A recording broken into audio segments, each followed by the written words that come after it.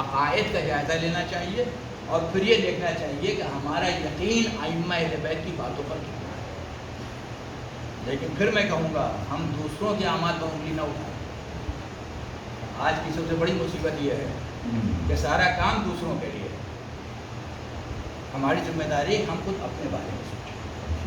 ہر انسان اگر اپنے اپنے مقام پر اپنی اپنی جگہ پر بیٹھ کر کے اپنے اپنے بارے میں سوچنا شروع کر دے گا تو افراد کے مجموعے کا نام ہے معاشرہ۔ ہم نے اپنا حساب کیا، آپ نے اپنا حساب کیا، انہوں نے اپنا حساب کیا، انہوں نے اپنا حساب کیا، نتیجہ یہ ہوا کہ پورا معاشرہ خود بخود سدھرتا ہوا نظر آئے گا اور پھر میں کہتا ہوں معاشرہ جنت نظیر بن جائے۔ ایک سلوات بھیج دیتا ہوں۔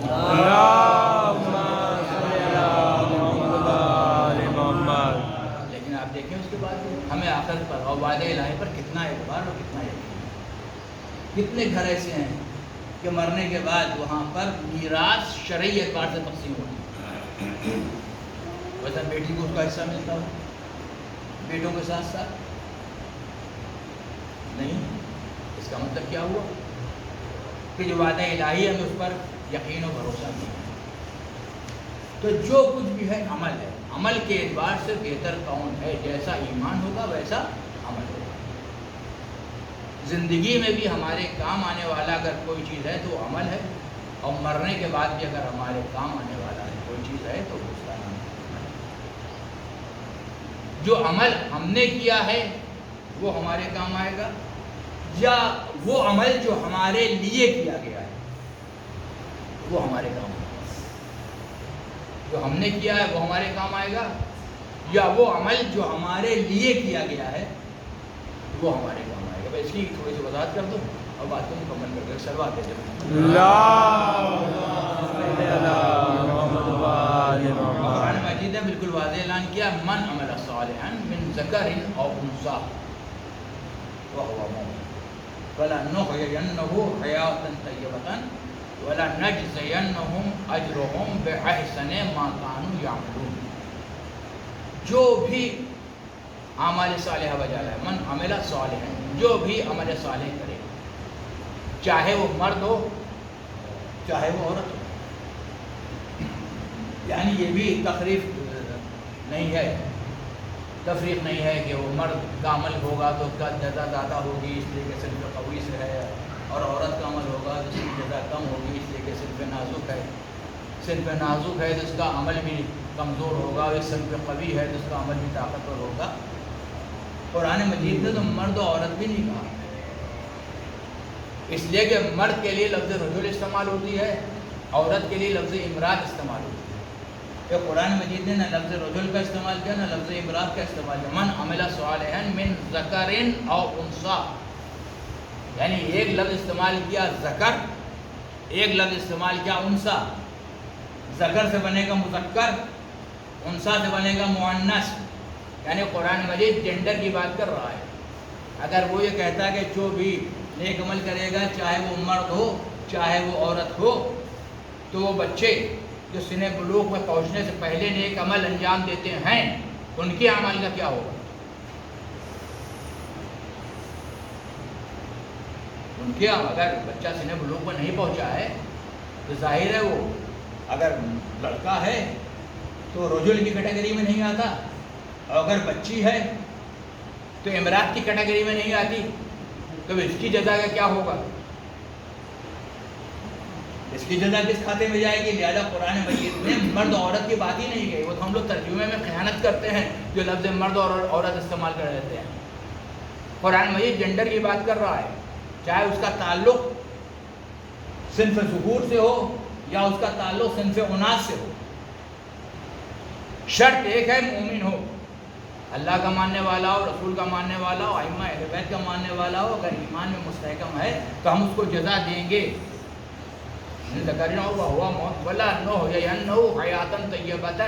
اور جزا کیا ہوگی؟ اس کی جزا یہ ہوگی کہ ہم اس کو حیات طیبہ یعنی پاک و پاکیزہ زندگی عطا کریں گے، اور اس کو اس کے عمل سے بہتر جزا دیں گے۔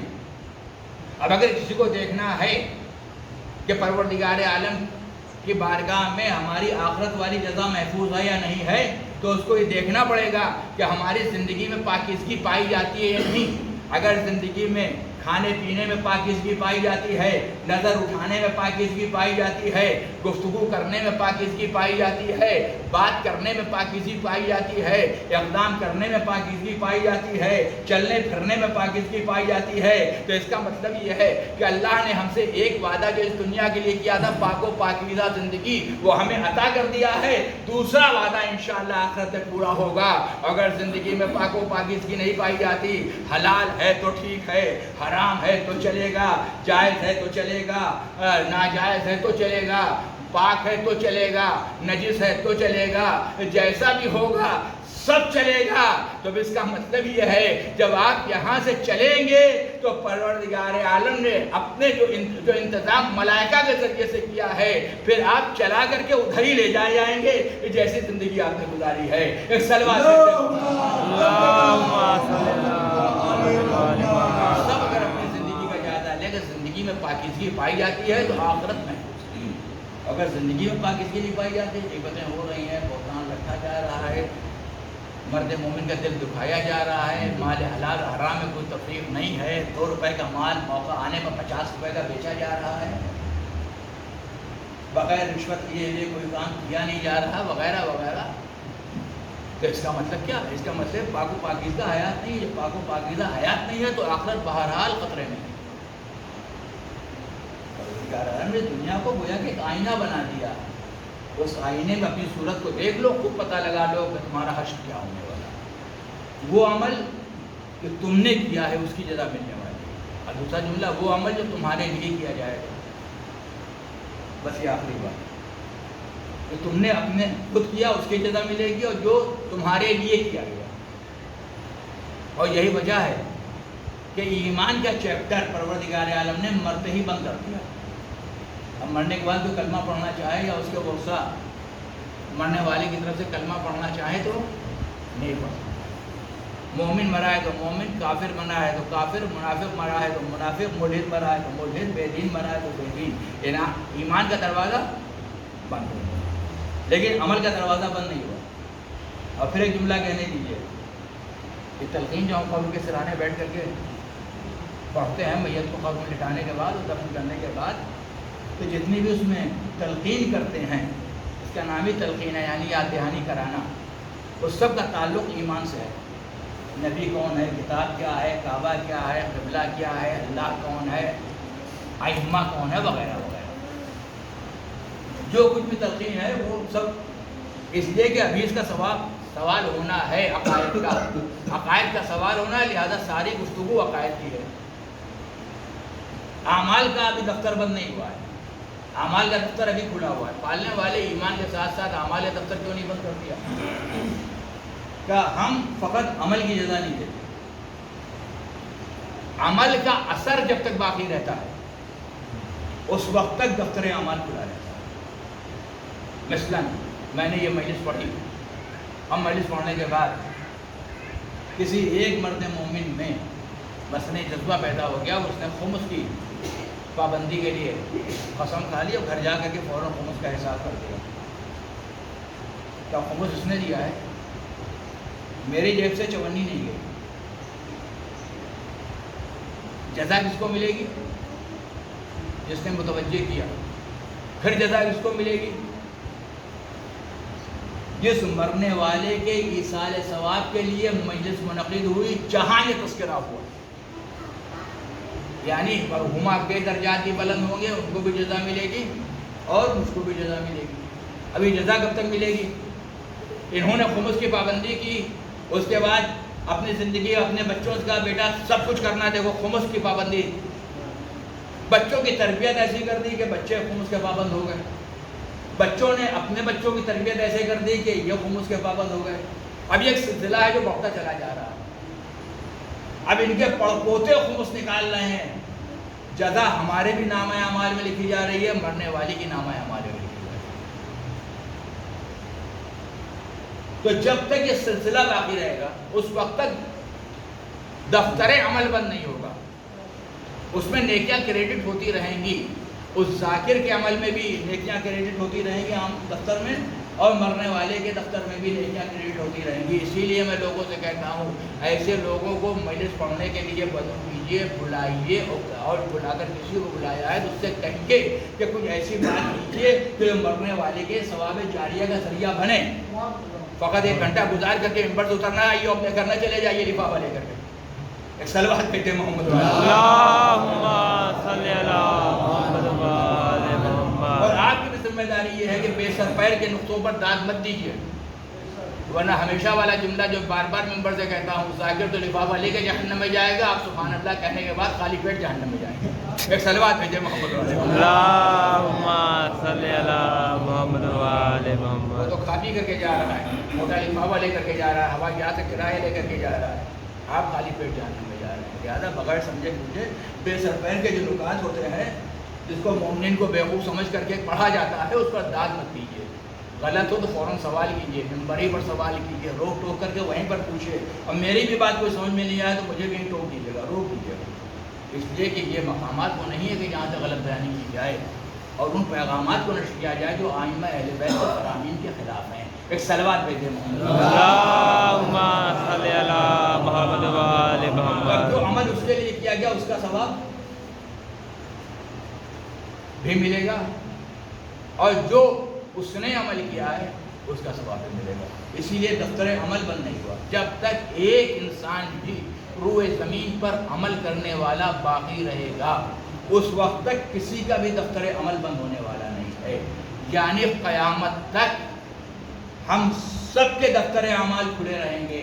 تو ضرورت اس بات کی ہے کہ جب تک ہم زندہ رہیں بہتر سے بہتر عمل کرنے کی کوشش کریں, اور جب ہم دنیا سے چلے جائیں تو اپنے پیچھے ایسی بیوی چھوڑ کر کے جائیں, ایسی اولاد چھوڑ کر کے جائیں, ایسا خاندان چھوڑ کر کے جائیں, ایسے دوست چھوڑ کر کے جائیں, ایسے احباب چھوڑ کر کے جائیں, ایسے ملنے والے چھوڑ کر کے جائیں کہ جو ہمارے لیے ہمارے مرنے کے بعد اعمال صالحہ بجا لاتے رہیں. اور یہ اسی وقت ہوگا جب ہم اچھی سوسائٹی میں رہیں, کسی برے انسان کے ساتھ نہ بیٹھیں, کسی بری نشست میں شامل نہ ہوں. جہاں غیبتیں ہو رہی ہیں یا تو ان کو روک دیں, ان کو ٹوک دیں, یا خود اٹھ کر کے چلے جائیں.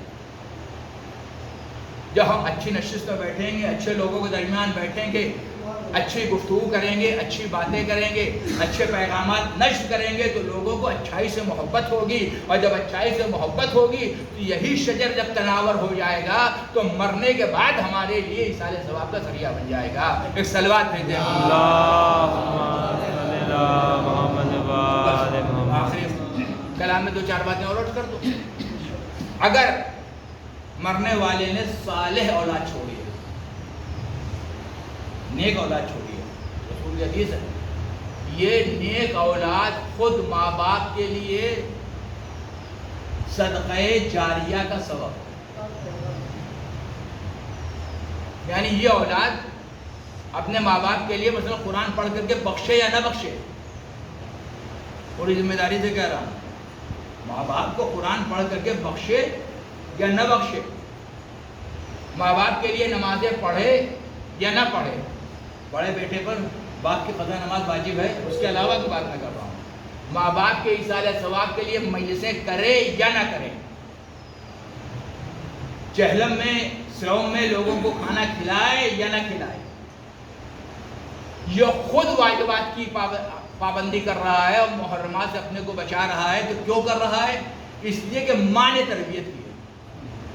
اہلین تشریف فرما, باپ نے تربیت کی ہے, باپ کی تربیت کے نتیجے میں یہ قرآن پڑھ رہا ہے, باپ کی تربیت کے نتیجے میں یہ نماز پڑھ رہا ہے, باپ کی تربیت کے نتیجے میں یہ عمل خیر انجام دے رہا ہے, ماں کی تربیت کے نتیجے میں یہ اعمال صالحہ بچا لا رہا ہے. تو یہ جو خود عمل کر رہا ہے اس کے ماں باپ, چونکہ اس کی تربیت اس کے ماں باپ نے کی ہے, لہذا اس کا ثواب اس کے ماں باپ کے نام اعمال میں بغیر بخشے ہوئے درج کیا جائے.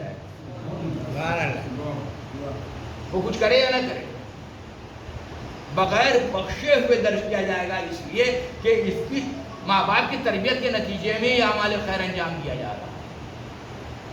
تو آج ضرورت اس بات کی کہ اپنے بات کے لیے بہتر لوگوں کو چھوڑ کر کے جائیں، جن کی فکریں صالح ہوں، جن کی فکر پاک ہو، جن کی فکر مذہبی ہو. اور جب فکر مذہبی ہوگی تو خیالات مذہبی ہوں گے، جب خیالات مذہبی ہوں گے تو پھر اس سے صادر ہونے والے اعمال مذہبی ہوں گے، جب اعمال مذہبی ہوں گے تو ماں باپ کو خود بخود ان کے نام اعمال، ان کے دفتر اعمال میں نیکیاں درج ہوتی رہیں گی.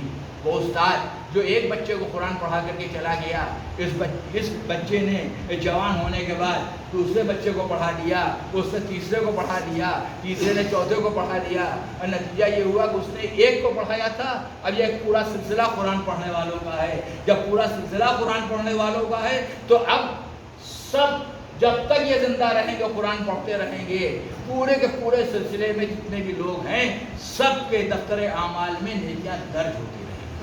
تو کوشش کیجئے کہ ایسے عمل کر کے جائیے کہ ہم دنیا سے چلے جائیں مگر ان اعمال کے نتیجے میں، ان نیکیوں کے نتیجے میں ہمارا دفتر اعمال میں نیکیاں درج ہوتی رہیں. لہذا اس طریقے سے ہمیں ایصال ثواب بھی کرنا چاہیے کہ ایصال ثواب کرنے کے نتیجے میں مرنے والے کے درجات بنیں. لیکن بڑے افسوس کے ساتھ کہنا پڑتا ہے جو کچھ شریعت نے ہمیں سکھایا ہے ہم نے سب کو فراموش کر دیا ہے. اس کے بعد جو کچھ دنیا داری کے کام ہیں وہ سب انجام دیا. مجلس سیوم میں قرآن خوانی اگر ہوتی بھی ہے تو کتنے پارے پڑھے جاتے ہیں وہ سب آپ کے سامنے. قبر کے اوپر فاتحہ خوانی، سورہ انا انزلنا پڑھنے کے بعد رات میں کون جا کر کے قرآن پڑھتا ہے؟ معصومہ کونین نے مولائے کائنات سے جو تمام وصیتیں کی تھی، من جملہ تمام وصیتوں کے ایک وصیت یہ تھی، یا علی میرے مرنے کے بعد میری قبر پر بیٹھ کر کے قرآن پڑھیے. آپ مجھے بتائیے کیا آج کل کے زمانے میں کوئی ایسا دستور ہے کہ ورثہ جا کر کے قبر پر قرآن پڑھیں؟ یہ نہیں کہا کہ کسی سے پڑھوائیے گا. ہاں بات پر غور کیجیے. اکثر لوگ کہتے ہیں بھائی ایک آدمی چاہیے کیا کرنا ہے کہ کربلا میں جا کر کے ہمارے ابا کے قبر پر قرآن پڑھ دیں. کربلا میں جا کر کے ہماری ابا کے قبر پر قرآن پڑھ دیں. بھائی آپ خود تو نہیں پڑھ رہے. بھائی ابا اگر یہاں دفن ہو، بیٹے کہیں مثلاً اور جاب وغیرہ کی غرض سے ہیں تو ان کے منہ سے یہ بات اچھی لگتی ہے کہ دور رہنے کے بعد بھی اپنے مرحوم باپ کا ان کو خیال ہے، لہٰذا کسی مرد مومن کی تلاش ہے جو باپ کی قبر پر بیٹھ کر کے اس کی نیابت میں قرآن پڑھ دے بیٹے کی نیابت میں. یہ بات تو سمجھ میں آتی ہے، لیکن ہمارے پاس دنیا کے سارے امور کے لیے فرصت ہے. نہیں فرصت ہے تو معصومہ کونین نے جو وصیت کی تھی مولائے کائنات کو اپنے مرنے والے کی قبر پر جا کر کے قرآن پڑھنے کی ہمیں فرصت ہے. بلکہ مشاہدہ تو یہ بتاتا ہے کہ جہاں مٹی دی، مٹی دینے کے بعد سب گیٹ کا رخ کرتے ہیں. تو 7 مرتبہ سورہ انا انزلنا کی تلاوت کرنا، قبر پر انگلیاں گاڑ کر کے، اس کے بارے میں روایت ملتی ہے جب تک کہ انگلیوں کے نشان باقی رہیں گے پروردگار عالم قبر پر، صاحب قبر پر رحمت کا نزول کرے گا. اس کے بعد بھی اس مرنے والے کے لیے ہمارے پاس اتنی فرصت نہیں ہوتی کہ جہاں اتنی زحمت برداشت کی ہے. اس لیے کہ پہلے تو لوگ کاندھوں کے اوپر میتوں کو لے کر جاتے ہیں، اب ایڈوانس زمانہ آ گیا ہے. کچھ مجبوری کے نام کے اوپر، کچھ پریشانی کے نام پر، اور کچھ لوگوں کا وقت ہی نہیں ہے کہ میتوں کی مشیت جنازہ کی جائے. اور یہ سمجھے کہ مشیت جنازہ کا ثواب کتنا ہے. اس لیے کہ روایت میں ملتا ہے کہ جب مرنے والے کو کاندھا دیا جاتا ہے اس انداز سے کاندھا دیا جائے کہ پہلے میت کو سرہانے کی طرف سے داہنے کاندھے پہ لیا جائے، پھر پارٹی کی طرف سے داہنے کاندھے پر لیا جائے، پھر بائیں کاندھے پر پارٹی کی طرف سے لیا جائے، اور پھر بائیں کاندھے پر سرہانے کی جانے سے لیا جائے. پروردگار عالم 70,000 گناہ معاف کر دیتا ہے. لیکن کیا رواج ہے ہمارے یہاں؟ جو جتنا متعلق ہوتا ہے وہی دوڑ کر کے کاندھا دیتا ہوتا ہے. اب ایمبولینس کے دور میں یہ بھی رواج تقریباً ختم ہو گیا ہے. اس لیے کربلا ایمبولینس میں پہنچ گئی، اب چند قدم ہیں اس میں کون کاندھا دے گا اور کیا. مجبوری اور ہوتی ہے، لیکن کسی چیز کو عادت بنا لینا، کسی کو ٹرینڈ بنا لینا یہ اور ضرورت اس بات کی ہم بیدار رہیں، سمجھیں کہ کس عمل میں کتنا ثواب ہے. اور کس عمل کے نتیجے میں مرنے والے کو کیا فائدہ پہنچنے والا ہم کو کیا فائدہ پہنچنے والا۔ تو مرنے والے نے اگر مثلاً کوئی نماز چھوڑی ہے وہ صاحب اس کی فکر کم ہوتی ہے، روزہ چھوڑا ہے اس کی فکر کم ہوتی ہے، اگر کوئی قرضہ وغیرہ لے کر چلا گیا تو اس کی ادائیگی کی فکر کم ہوتی ہے، اگر کسی کے دل کو ٹھیس پہنچ گئی ہے اور اس سے وہ توبہ نہیں کر پایا، معافی نہیں مانگ پایا، تو اس سے جا کر کے اپنے باپ کی نیابت میں یا ماں کی نیابت میں معافی مانگنے کی فکر کم ہوتی ہے۔ ساری فکر کس بات پر ہوتی ہے کہ کھانا بہتر سے بہتر ہو، زیادہ سے زیادہ لوگ کھانا کھائیں، بڑے سے بڑا مولوی آ کے مسجد پڑھ دے، زیادہ سے زیادہ پیسہ خرچ ہو جائے، تاکہ دنیا سمجھے کہ ہم نے اپنے باپ کا مرنا کرنا بڑی شان سے۔ اگر ہم باپ کی نماز پڑھیں گے تو کوئی دیکھنے والا نہیں ہوگا، اگر روزے رکھیں گے تو کوئی دیکھنے والا نہیں ہوگا، اگر ان کی میراث کو صحیح طریقے سے تقسیم کریں گے تو کوئی جاننے والا نہیں ہوگا، اگر ان کے قرض کی ادائیگی کرنے والے ہوں گے کوئی جاننے والا نہیں ہوگا۔ تو نتیجہ کیا ہوا کہ ہمارا بھروسہ تو آج بھی معاشرہ ہے، آج بھی ہمارا بھروسہ سماج ہے، اور اس کے بعد جزا کی امید پروردگار سے کرو۔ خدا سے اگر جزا چاہیے تو پہلے خدا پر بھروسہ کیجیے، جو خدا نے حکم دیا ہے اس کے مطابق عمل کیجیے، جو خدا نے کہا ہے اس کے مطابق عمل ہوتا جائے گا، درجات مرنے والے کی بلند ہو جائیں گے اور ہمارے درجات ہی بلند ہو جائیں گے۔ اور اگر ہم کام اپنی مرضی سے انجام دیں اور اس کے بعد جزا خدا سے طلب کریں تو خدا فوراً پوچھے گا تم نے ہمارے کہنے سے کام کیا ہی نہیں۔ لہٰذا جو بھی کام مرنے والے کے لیے بھی کیا جائے تو کام کرنے سے پہلے یہ دریافت کرنا ہوگا کہ اللہ کی مرضی کیا ہے، اللہ چاہتا کیا ہے، ائمہ اہل بیت نے ہمیں حکم کیا دیا ہے، اور اس طریق کو اپنانا چاہیے جس طریق سے بہتر ایصال ثواب ہو سکے، مرنے والے کے بھی درجات بلند ہو جائیں اور خود ہمارے درجاتی پیشے پروردگار بلند ہو جائیں اور وہ ہمارے گناہوں کا کفارہ بن جائے۔ اس سے زیادہ مجھے کچھ نہیں کرنا، اس لیے کہ وقت بھی تمام ہو گیا، بات بھی تمام ہو گئی، مگر یہ ساری وہ ضروری باتیں ہیں جو آپ کے گزار کرنے کا میں نے شرف حاصل کیا ہے۔ کہیں سے کوئی بات کسی کو بری لگے تو اس کی معافی مانگے بغیر، اس لیے کہ قرآن مجید کی آیات کے مطابق بولنے کے بعد اگر کسی کو برا لگ جائے تو معافی مانگنے کی ضرورت نہیں ہے۔ آئندہ معصومین کے فرامین کے مطابق بولنے کے بعد اگر کسی کو ٹھیس پہنچ جائے تو معافی مانگنے کی ضرورت نہیں ہے۔ ہاں اگر قرآن کے خلاف کوئی بات ہو جائے، اہل بیت علیہ السلام کے فرامین کے خلاف کوئی بات ہو جائے تو آپ سب کو حق ہے کہ ممبر سے اترنے کا انتظار نہ کیجیے گا، یہی مجھے روک دیجیے گا، یہی مجھے ٹوک دیجیے گا، یہی میرا حساب کر لیجیے گا، اس لیے کہ یہ وہ جگہ ہے جہاں سے وہ پیغام پہنچایا جاتا ہے، جو پیغام حق کا پیغام ہوتا ہے، جو خدا کا پیغام ہوتا ہے، جو رسول کا پیغام ہوتا ہے، جو ائمہ اہل بیت کا پیغام ہوتا ہے۔ آج خدا کی قسم جب سماج میں پھیلی ہوئی بدعمالیوں کو دیکھتا ہوں تو ایسا لگتا ہے کہ پورے سماج میں ایک انقلاب بھی ہے، لیکن کیا کیا جائے، ہمارے خطبہ بھی خاموش رہتے ہیں، ہمارے علماء بھی اتنی زبان نہیں کھولتے جتنی کھولنا چاہیے، لیکن جو کچھ بھی کھولتے ہیں اس کے نتیجے میں خدا کی قسم سرزمین الہ آباد اس میں آج بھی بہت اچھائیاں پائی جاتی ہیں کہ دوسرے شہروں میں نہیں پائی جاتی۔ یہ اسی زبان کھولنے کا نتیجہ ہے۔ اے کاش جہاں ہم 20% زبان کھول رہے ہیں اگر ہم 100% زبان کھولنا شروع کر دیں پورے سماج کے خلاف ہے، اس لیے کہ کربلا نے ہمیں عمل کا پیغام دیا۔ ابھی ایک جملہ میں نے کہا تھا اور ایک مومنہ بچارے سوال کی وجہ سے، لہٰذا وہیں پر پھر واپس آتا ہوں اور 5-7 منٹ کے اندر بات کرتا ہوں۔ یا علی میری قبر پر بیٹھ کر کے قرآن پڑھتے، آپ مجھے بتائیں معصوم عالم ان کی عبادتوں کا کوئی اندازہ لگا سکتا؟ جو محراب عبادت میں آ جائیں تو مدینے کے گھر کے لوگوں کو یہ پتہ لگ جائے کہ سیدہ محراب عبادت، اس لیے کہ روایت کا فقہ ہے کہ معصوم عالم رسول کی بیٹی محراب عبادت میں آتی تھی تو پیشانی سے ایک ایسا نور ساطع ہوتا تھا کہ لوگوں کے گھروں میں روشنی ہوتی تھی، اس روشنی سے لوگوں کو یہ اندازہ ہوتا تھا کہ سیدہ محراب عبادت۔ آپ سوچے تھوڑی ایسی عابدہ قرآن مجید میری قبر پر بیٹھ کر کے قرآن پڑھیے گا. کس سے کہہ رہے ہیں؟ مولا کائنات سے کہہ رہے ہیں.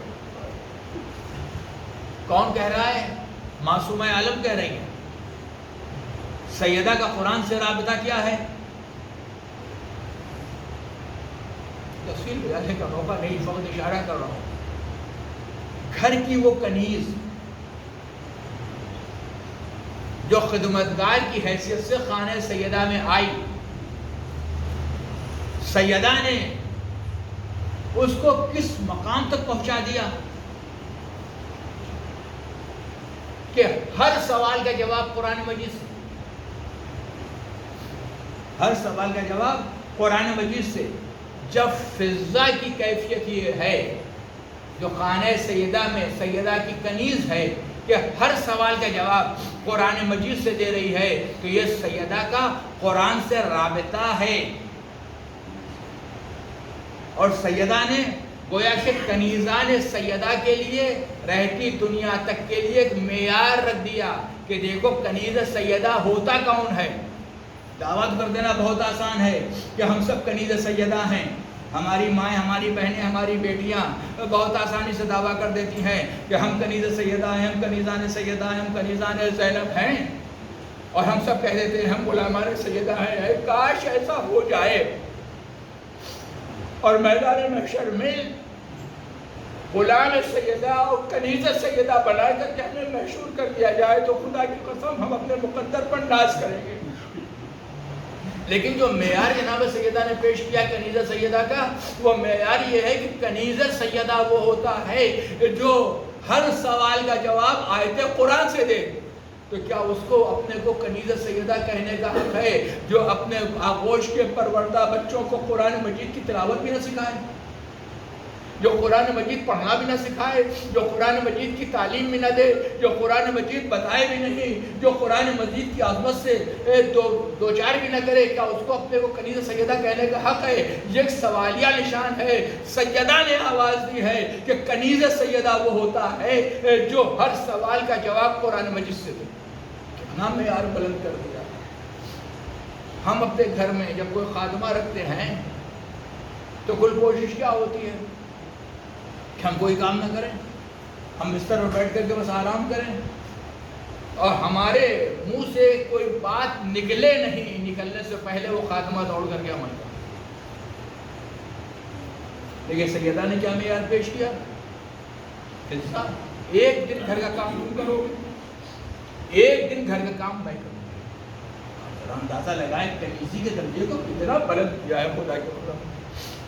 ہم اندازہ نہیں لگا. ایک دن گھر کا کام تم کرو گے، ایک دن گھر کا کام ہم کریں گے. اور اسی دستور پر عمل ہو رہا ہے کہ ایک دن فضہ کام کرتی ہیں، ایک دن معصومہ عالم خود کام کرتی ہیں.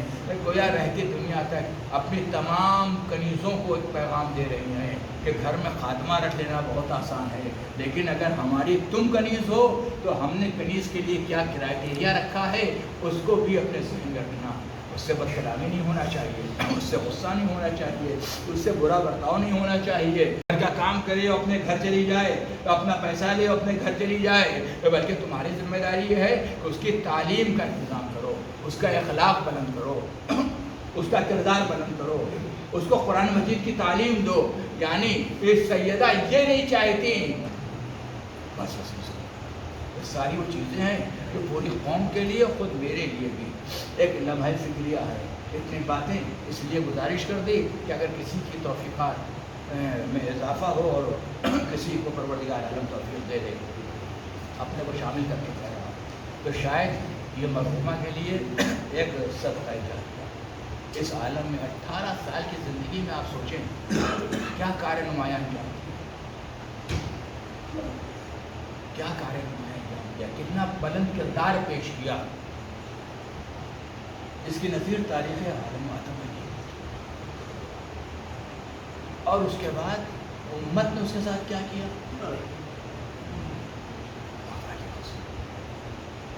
یہ سیدہ کا کردار ہے. یعنی رشتے کے اعتبار سے جو بزرگی سیدہ کو حاصل ہے، خدا کے قدم قیامت تک کسی خاتون کو نہیں حاصل ہو سکتی. نسبتوں کے اعتبار سے جو بلندی حاصل ہے، خدا کے قدم قیامت تک کسی کو نہیں حاصل ہو سکتی. عمل اور کردار کے اعتبار سے، علم کے اعتبار سے، فضیلت کے اعتبار سے کریکٹر کے اعتبار سے جو بلندی فاطمہ کو حاصل ہے خدا کی قسم کسی کو حاصل نہیں ہو سکتی، اور یہ وجہ ہے قیامت تک کے لیے ان کا عمل ہمارے لیے اسوہ ہے، جو انہوں نے کیا ہے وہ ہمارے لیے اسوہ ہے، جو انہوں نے ہم سے کہا ہے وہ ہمارے لیے اسوہ ہے۔ مگر خدا کی قسم کلیجہ پھٹنے لگتا ہے جب ایسی خاتون جس کو نبی اپنا ٹکڑا کہیں، جو جس کے بارے میں نبی یہ ارشاد فرمائے کہ اگر علی نہ ہوتے تو میری بیٹی کا کوئی کفو نہ ہوتا، جو ایسی عالمہ، ایسی فاضلہ، ایسی صاحب کردار، اور اس کے ساتھ امت نے کیا کیا؟ وہ اصحاب پیغمبر جنہوں نے اپنی نگاہوں سے برابر یہ دیکھا کہ جب سیدہ بزم رسالت میں آ جاتی تھی نبی تعظیم کے لیے کھڑے ہو جاتے تھے، اور نماز صبح پڑھنے کے بعد روزانہ سیدہ کے دروازے پر جا کر کے کہتے تھے السلام علیکم یا اہل بیت النبوہ امت۔ اتنا بڑا زمانے کا انقلاب ہے کہ ابھی فاطمہ کا کفن میلا نہیں ہوا، ابھی نبی کا کفن میلا نہیں ہوا، ابھی نبی کا کفن میلا نہیں ہوا۔ نبی کی دنیا سے جانے کے بعد صرف 75 دن یا 90 دن، اور سیدہ کو اپنے حال پر نوا پڑھنا پڑا، صبح علیہ مصائب اللہ صبح علیہ۔ یہ بابا آپ کے بعد ہم پر مصیبتوں کے پہاڑ اڈیل دیے گئے، مصیبتیں اڈیل دی گئی، یہ نہیں ہے ترجمہ کہ ہم پر مصیبتیں ڈھائی گئی، ہم پر مصیبتیں اڈیل دی گئی، اور اس طرح سے اڈیلی گئی کہ اگر یہ مصیبتیں روز روشن میں پڑتی تو شب تار میں تبدیل، شب تعلیم میں تبدیل ہو جاتی۔ نبی کو جس دروازے پر آ کر کے سلام کرتے ہوئے دیکھا گیا بعد وفات پیغمبر یا بعد شہادت پیغمبر، وہی امت کے سربآور افراد دروازے پر آ کر کہہ رہے ہیں علی کو گھر سے باہر نکال دو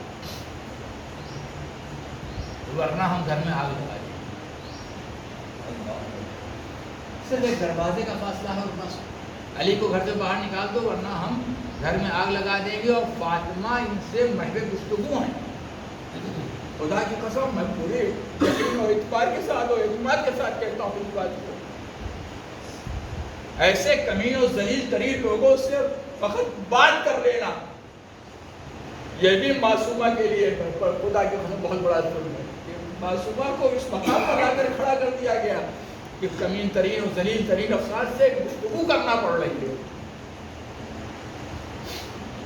اور اس کے بعد کہہ رہے ہیں گھر سے آواز ہے کہ ابوالحسن کو گھر سے باہر نکالو، اور فاطمہ کیا کہہ رہے ہیں کہ اگر نہیں نکالو گے کیا کرو گے؟ کہا ہم گھر میں آگ لگا دیں گے۔ اب معصومہ عالم کا جملہ کیا ہے؟ کیا تم اس گھر میں آگ لگا دو گے جس میں نبی کی نشانی حسن و حسین ہے؟ جواب کیا ملا؟ ہاں ہم اس بات کی پرواہ نہیں کریں گے اور گھر میں آگ لگا دیں گے۔ کون حسن کون حسین؟ جن کے لیے نبی ناقہ بنے، جن کو اپنے دوش پر بٹھایا، جن کے لیے خطبے کو ترک کیا، جن کے لیے سجدے کو طول دیا۔ چشم زدن میں امت نے کتنا فراموش کیا ہے نبی کو، خدا کی قسم۔ کہا ہم اس بات کی پرواہ نہیں کریں گے، گھر میں آگ لگا دیں گے۔ اور ابھی یہ گفتگو ہو رہی ہے کہ دروازے میں آگ لگا دی گئی، اور ایک ملعون نے جو دروازے پر ایک زوردار پیر سے دھکا مارا تو جلتا ہوا دروازہ پہلوے سیدہ ہو گیا۔ اب دو روایتیں ہیں، ایک روایت یہ کہتی ہے کہ فاطمہ کو در و دیوار کے درمیان نچوڑ دیا گیا، دوسری روایت یہ کہتی ہے کہ فاطمہ زمین پر گری اور فاطمہ کے اوپر یہ جلتا ہوا دروازہ ہے اور اس پر پیر رکھ کر کے امت گھر میں داخل ہو گئی، بس مجلس تمام ہو گئی۔ تصور شرط ہے، خدا مرحوم ماں کے درجات کو بلند کرے، انہیں جوار رحمت معصومہ عالم میں جگہیں عنایت فرمائے۔ تصور شرط ہے، رونے کے بہت کافی ہے۔ اور ایک نحیف آواز، اے فضا ہماری مدد کرو، محسن میرے شکم میں مارا گیا، جس کا نام محسن مرسل اعظم نے اپنی زندگی میں رکھا تھا۔ اس کے بعد یہ خبر دی تھی کہ امت کے مظالم کے تحت کہ دنیا میں نہیں آ پائے گا، اس سیدہ تمہارے شکم میں اس کی شہادت واقع ہوگی۔ پوری امت گھر میں داخل ہو گئی، علی کے گلے میں رضوان ظلم کا پھندا کھینچتے ہوئے لے کر کے جا رہے، فاطمہ کے اوپر غشی طاری ہو گئی، جب غشی سے افاقہ ہوا تو ایک مرتبہ سوال کرتی ہے ابوالحسن کہاں ہے؟ کسی نے کہا کہ ابوالحسن کے پہلے میری عثمان ظلم کا پھندا ہے، امت کے افراد ان کو گھسیٹتے ہوئے لے گئے ہیں، بس ایک مرتبہ آواز دی قلو ابوالحسن، ارے ابوالحسن کو چھوڑ دو ورنہ میں اپنے سر کے بالوں کو پریشان کروں گی۔ ابھی سر کے بال پریشان نہیں کیے تھے، فقط یہ کہا تھا کہ ابوالحسن کو چھوڑ دو ورنہ میں اپنے سر کے بالوں کو پریشان کروں گی۔ مسجد نبوی کی دیواریں بلند ہونے لگی اور روایت کے لیے یہ دیواریں اتنی بلند ہو گئی کہ اگر کوئی ناقہ سوار گزرنا چاہے تو گزر سکتا ہے۔ میں کہوں گا فاطمہ، ارے فقط زبان پر یہ فقرے آئے تھے کہ ابوالحسن کو چھوڑ دو ورنہ میں اپنے سر کے بالوں کو پریشان کروں گی۔ یہ آثار قیامت نمودار ہو گئے، ذرا کربلا آ جائیے، ہائے ثانی زہرا زینب اولیاء مقام، سلسلہ عصمت کا دوسرا علی، گلے میں توق، ہاتھوں میں ہتھکڑیاں، پیروں میں بیڑیا، کمر میں لنگر، اپنے حال ذات پر نوحہ، وقادو ذلیلًا، ارے مجھے ذلیل کیا گیا، مجھے خیری بنایا گیا۔ ویسے